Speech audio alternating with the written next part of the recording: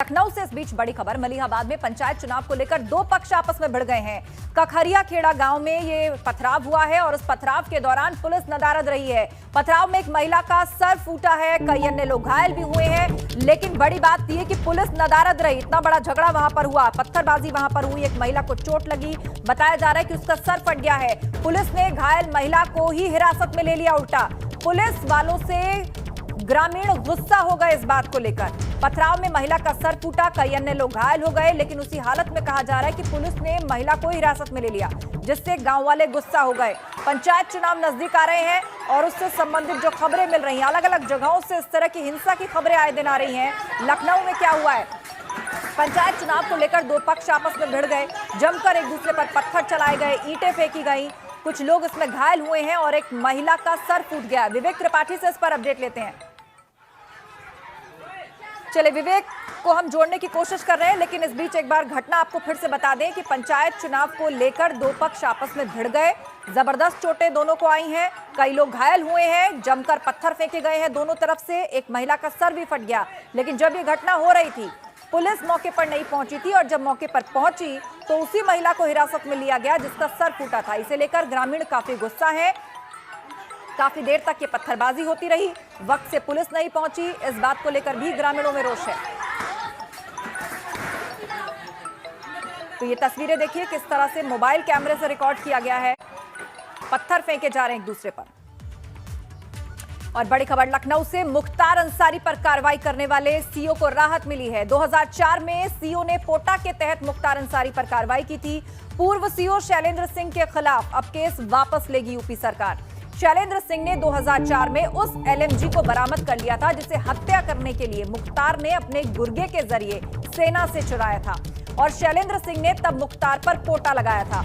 हालांकि इसके बाद तत्कालीन सरकार ने शैलेंद्र सिंह से इस्तीफा ले लिया था और उनके ऊपर मुकदमा भी लिखवा दिया गया था और अब मिली है उन्हें राहत। प्रदेश सरकार उन पर लगा मामला वापस लेगी। मुख्तार अंसारी पर कार्रवाई करने वाले सीओ शैलेंद्र सिंह के खिलाफ जो केस उस वक्त की सरकार ने लगाया था वो मौजूदा सरकार वापस लेगी। बड़ी राहत यहां पर सीओ शैलेंद्र सिंह को, और इस वक्त खुद वो हमारे साथ जुड़ चुके हैं सीओ शैलेंद्र सिंह, जिन्होंने मुख्तार अंसारी पर पोटा लगाया था। बहुत स्वागत है सर आपका एबीपी गंगा पर। बहुत बहुत धन्यवाद सर। सबसे पहले सवाल तो यही, इतने साल बीत गए, इतना वक्त हो गया, इतनी लंबी लड़ाई लड़ते हुए 2017 में हालांकि फैसला लिया गया था कि मामला वापस लिया जाएगा, पर कोर्ट से मंजूरी का इंतजार था और आज वो भी खत्म हो गया। बिल्कुल, काफ़ी लंबी लड़ाई ये लड़ी गई। 17 साल हो गए मुझे इस घटना को, और मैं माननीय योगी जी का और सरकार का विशेष धन्यवाद देना चाहूँगा कि आज उनकी वजह से मुझे राहत की सांस मिली है। खासकर इस मुकदमे की वजह से मुझे आर्म्स लाइसेंस तक नहीं मिल पा रहा था। आप समझ सकती हैं कि माफियाओं से पंगा लेकर और बिना सुरक्षा के, बिना किसी लाइसेंस आर्म्स के आप घूम रहे हैं, तो किस तरह से आप अपनी जीवन को दांव पर लगा के चल रहे हैं। तो आज योगी जी के कारण ये दिन मुझे नसीब हुआ कि मेरे ऊपर जो फर्जी मुकदमे थे वो वापस हुए और हम और हमारा परिवार आज बहुत ही राहत की सांस ले रहा है। निश्चित रूप से सर, आपको लगता है कि इससे उन पुलिस वालों का भी हौसला बढ़ेगा, उन ऑफिसर्स को भी कॉन्फिडेंस आएगा जो लोग सच के साथ खड़े रहते हैं, स्टैंड लेना चाहते हैं, लेकिन अक्सर राजनीतिक दबाव के चलते या तो उनको पनिशमेंट पोस्टिंग मिल जाती है या फिर नौबत इस तरह आन पहुंचती है जो 17 साल आपने भुगते हैं। नहीं, बिल्कुल सही बात है। ऐसे अधिकारियों के लिए ये एक राहत की बात है। उस समय जो हमारी टीम थी, उस टीम में एक इंस्पेक्टर अजय चतुर्वेदी भी थे, अभी तो वो रिटायर हो गए हैं पिछले साल। तो आप समझ लीजिए कि जिस तरह मुझे फर्जी मुकदमे फंसाया गया, उनके खिलाफ भी एक फर्जी मुकदमा करके एफआईआर किया गया है। तो आज मुझे सुबह उनसे फ़ोन पे बात हुई तो उन्होंने कहा, सर मुझे अब उम्मीद है कि आपके साथ न्याय हुआ तो मेरे साथ भी न्याय होगा और मेरा भी केस वापस होगा। तो हम और हमारे जैसे जो ईमानदारी से काम कर रहे हैं या जो वर्तमान अभी सर्विस में है, ये सभी के लिए राहत की बात है कि उन लोग अगर ईमानदारी से काम करेंगे तो सरकार उनका संरक्षण रखेगी। सर, एक बार 2004 में अगर वापस जाएं, जब ये पूरा केस हुआ था, तो सिलसिलेवार तरीके से आप कैसे हमारे दर्शकों को समझाएंगे कि इतना बड़ा माफिया डॉन मुख्तार अंसारी, ये वो वक्त था जब उसके नाम से भी बहुत लोग, नाम लेने से भी कतराते होंगे या डरते होंगे, आपने उन पर पोटा लगा दिया। हाँ, बिल्कुल सही बात है। ये सन 2003 हम जाएं, जब मुख्तार अंसारी और तत्कालीन विधायक थे उस समय जीवित कृष्णानंद राय जी के बीच में लखनऊ में कैंट थाना क्षेत्र में क्रॉस फायरिंग हुई। उस क्रॉस फायरिंग के बाद सरकार के शासन में बैठे लोगों की नींद उड़ गई कि अगर राजधानी में इस तरह की वारदात हो रही है तो पूर्वांचल में क्या होगा। तो इन लोगों ने फिर मुझे ये जिम्मेदारी दी कि आप इन लोगों को फ़ोन इनके सुनिए, टेप करिए और कोई वारदात ना हो उस पर एक्शन लीजिए। इसी दौरान मैंने जब मुख्तार अंसारी का फ़ोन सुनना शुरू किया तो मुझे ये पता चला कि ये आर्मी से एक भागा हुआ सिपाही है बाबूलाल यादव, उससे ये लाइट मशीन गन खरीदना चाहता किसी भी कीमत पर, करोड़ 2 करोड़ जो भी मिले उस समय, आज से समझ सकते हैं 17 साल पहले 2 करोड़ 1 करोड़ का ही खरीद रहा था। तो कितना अहमियत दे रहा था, और इसलिए दे रहा था अहमियत कि उसको मालूम था कि कृष्णानंद की जो बुलेट प्रूफ स्कॉर्पियो है वो राइफ़ल के अगेंस्ट में, सिंपल राइफ़ल के अगेंस्ट में बुलेट प्रूफ है और लाइट मशीन गन उसको भेज देती। और कृष्णानंद राय उसके लिए एक बहुत बड़े चैलेंज थे उस समय, तो उनको वो ख़त्म करना चाहता था, जान से मारना चाहता था और इसलिए वो लाइट मशीन गन खरीदना चाहता था। और जब मुझे ये पता चला, मैंने अपने अधिकारियों को, सीनियर अधिकारियों को नोटिस में लाया कि सर ऐसे ऐसे ये डील चल रही है। तो उन लोगों ने कहा कि शैलेंद्र किसी भी तरह इसको रिकवर करो, और हमने और हमारी टीम ने फिर जान पे खेल के इस LMG को रिकवर किया। और पूरे शासन प्रशासन से मुझे, रात में ये रिकवर हुआ था, दोपहर तक मुझे बधाइयाँ मिलती रहीं। लेकिन जैसे ही मुख्तार को पता चला कि ये पोटा लगा दिया है मैंने इस केस में, तो वो परेशान हो गया, क्योंकि अभी तक वो समझ रहा था कि ये सिंपल आर्म्स एक्ट का है। आर्म्स एक्ट में जिसके पास गन की रिकवरी होती है वही दोषी होता है, बात करने वाला नहीं होता है। तो वो समझ रहा था कि मैं बच गया। लेकिन पोटा में बात करने वाला भी दोषी होता है, क्योंकि ये एंटी नेशनल एक्टिविटीज़ में आ जाता है, टेररिस्ट एक्टिविटीज़ में। अब उसको लगा कि मैं तो फंस गया बुरी तरह। तो उसने फिर मुलायम सिंह यादव जो उस समय मुख्यमंत्री थे उन पर दबाव बनाया और कहा कि आप इस केस को वापस कराइए वरना मैं सरकार गिरा दूंगा, जैसा मुझे बताया लोगों ने, अधिकारियों ने। और अंत में अधिकारी लोग मुलायम सिंह से बात करते थे, फिर मुझको कहते थे, समझाते थे कि इसको वापस ले लो केस को। हमने कहा ये संभव नहीं है, किसी माफिया को बचाना ये मेरे रहते तो संभव नहीं है।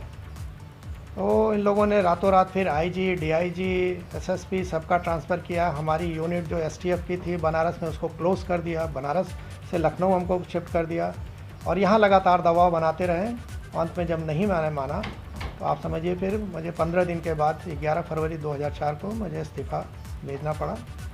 और जो फिर आगे की बात है आपको मालूम ही, आप लोग को। ये समय कितना पीड़ादायक था सर आपके लिए, क्योंकि दोपहर तक जिस चीज़ के लिए आपका एप्रिसिएशन हो रहा था, जिस गुड वर्क के लिए आपको रिकॉग्निशन मिल रहा था, अपने ही विभाग में एक नेगेटिव लॉबी खड़ी हो गई, अपने ही अधिकारियों ने साथ नहीं दिया बाद में। नहीं, बिल्कुल सही बात है। आप समझ सकते हैं कि मैं इतना हताश उस समय हो गया था, निराश हो गया था कि मैं जिस चीज़ के लिए हमको बधाई मिल रही थी और मिलनी भी चाहिए थी, अब वो नेगेटिव हो गया। हमारे टीम के लोग परेशान हो गए जो उस समय अधिकारी थे कि सर हम लोगों ने जान पे खेल के इसको कैसे रिकवर किया है और अब हमको ही दोषी ठहराया जा रहा है, हम ही लोग को अपराधी समझा जा रहा है। तो सबका मनोबल टूटा हुआ था। लेकिन मैंने कहा था कि मैं जब तक हूँ किसी को कुछ नहीं आँच आने दूँगा, और खैर मैं जब तक रहा मैंने सबको प्रोटेक्ट किया। लेकिन दुर्भाग्य ये है कि सरकार और माफिया का जो गठजोड़ चल रहा था उसके आगे हम लोग बेबस थे। आप उस मुख्तार अंसारी का अंदाज़ लगाइए कि आज उसके सरकार यहाँ नहीं है, फिर भी वो पंजाब में 2 साल से इस सरकार के बुलाने पे भी नहीं आ रहा था। और अंत में वर्तमान सरकार, योगी जी की सरकार को सुप्रीम कोर्ट तक जाना पड़ा उस आदमी को लाने के लिए। तो उस आदमी की पहुंच कितनी है इस बात का अंदाज़ लगाया जा सकता है। पूरे सिस्टम में, पूरे सरकार में अधिकारी भी कुछ उसके ऐसे तलवे चाटते हैं कि मुझे कहने में शर्म आ रही है। तो इन सबों ने एक पैरेलल सिस्टम खड़ा कर लिया माफियाओं ने। और मैंने अपने इस्तीफे में यही लिखा कि अगर सरकार जिसको पब्लिक चुन रही है वो माफियाओं के इशारे पे चलेगी तो फिर हम लोग ईमानदारी से कैसे काम करेंगे।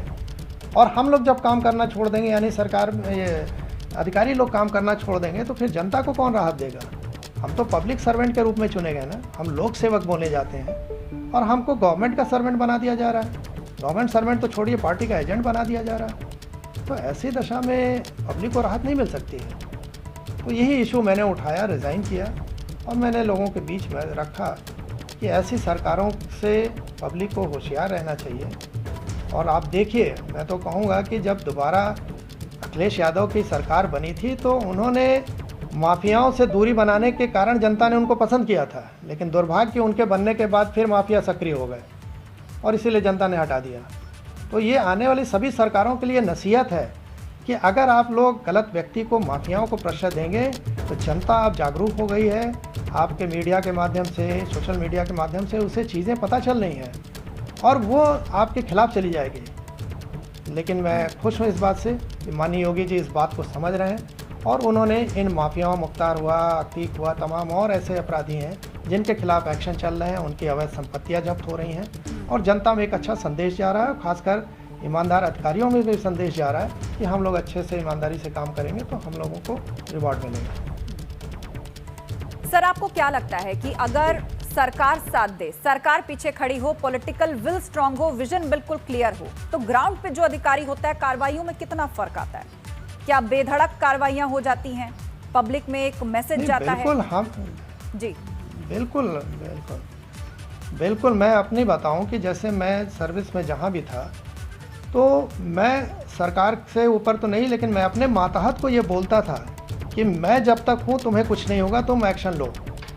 और उन लोग बेधड़क एक्शन लेते थे और जनता अप्रिशिएट करती थी कि नहीं, आप लोगों के रहते हम लोगों को राहत मिल रही है। और ऊपर का अधिकारी और सरकार का मुखिया अगर स्वयं चाह ले कि नहीं, हमें ईमानदारी से काम करना है, हमें जनता को राहत पहुंचाना है, तो इस गंगा की धारा को नीचे बहने तक कोई नहीं रोक सकता है।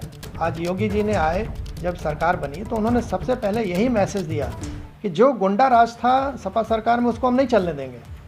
और उन्होंने एक स्पष्ट मैसेज दिया और आज तक वो मैसेज जा रहा है लोगों में और जनता इस बात को अप्रिशिएट कर रही है।